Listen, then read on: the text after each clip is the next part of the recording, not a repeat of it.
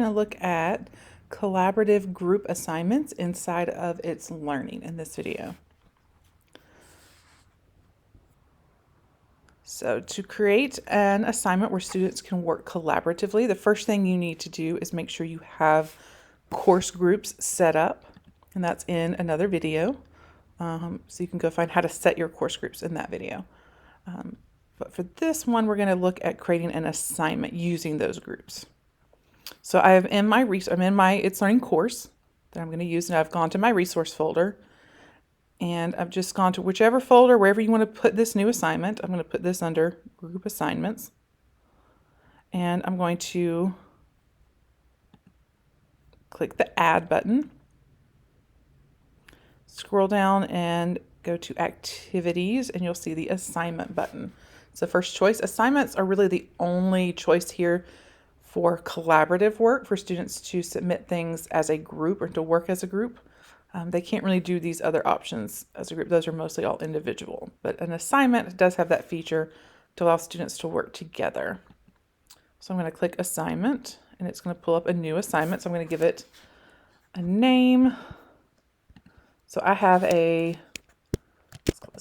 think it's a sound energy sort activity.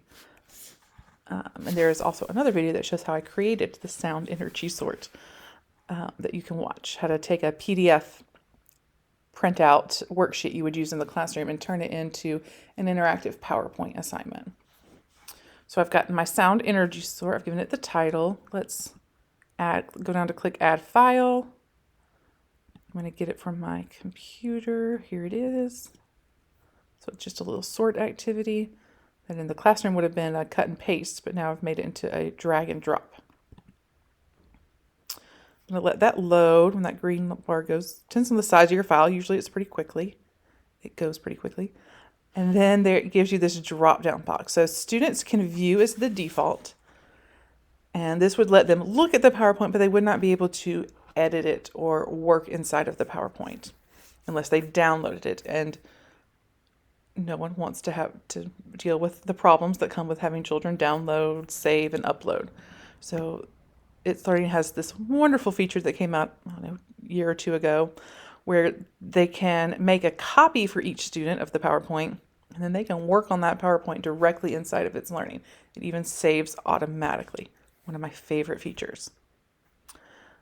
This description is where you can give some instructions on what to do. I'm going to skip that for right now. And to make this a group assignment, I'm going to go over here to this right-hand menu where I've got a couple of different options. I've got a deadline, homework, and assessment scale. I can make sure it's scored, give it a grade. And then I keep going down and you'll see group activity.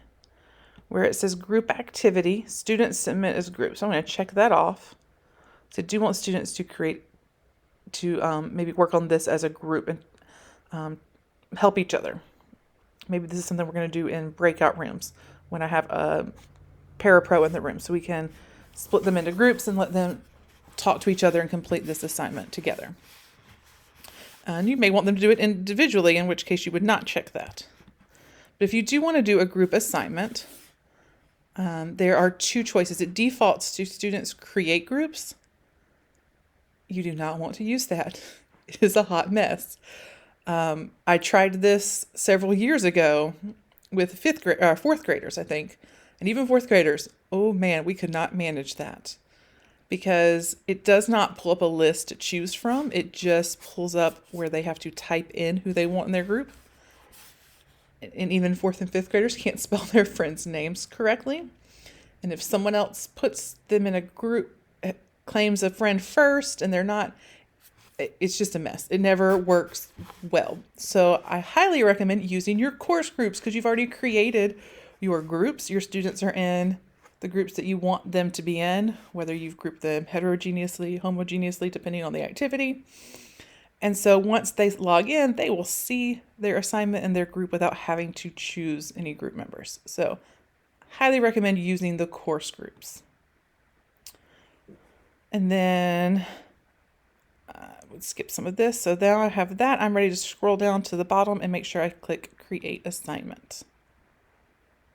And it will pull it up. Yours won't say this. This is a course I have just for teachers. There are no students in this course. But I'm in another course as a student, so I'm going to show you what the assignment would look like as a student. So if I'm logged in as a student and I go to an assignment, so this is a group work, Exploring the Explorers. When it loads, it automatically shows their group members. It will look just like this. It'll say group members, and they'll see all of their group members. And this is that chat feature I've mentioned about. With group assignments, there is a private chat that opens up that's just between these group members. And it sends a message, which is why if you watch the video on how to create your groups, I recommend putting yourself as the teacher in each group, because then you get alerts every time there's a group conversation going on.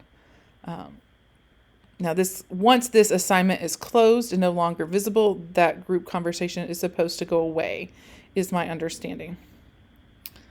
But again, if you're a member of it, you can monitor that as well.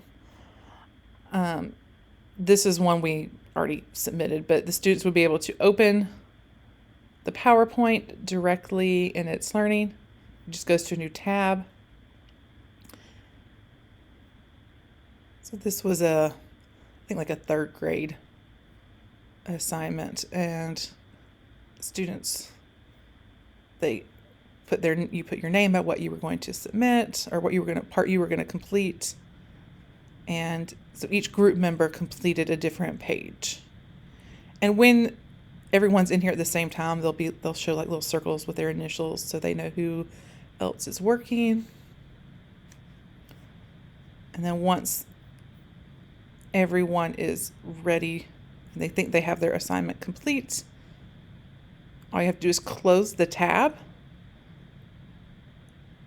and then hit submit. So this one has already been submitted, so it says open instead. But and even if one group member submits it, like this is already submitted, you can see students can still go back in and make changes.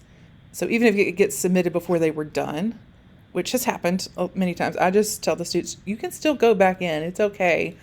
And they can still open it and edit it, and it will still save their changes after it's been submitted. All right, so that is a collaborative assignment inside of itsLearning.